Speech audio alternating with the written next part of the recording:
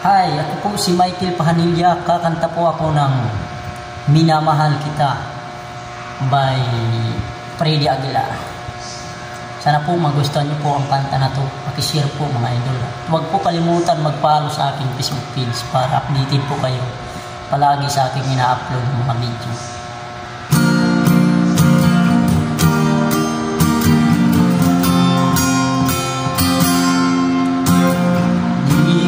Malimutan ang iyong mga larawan, ang iyong mga pangako, ako lang.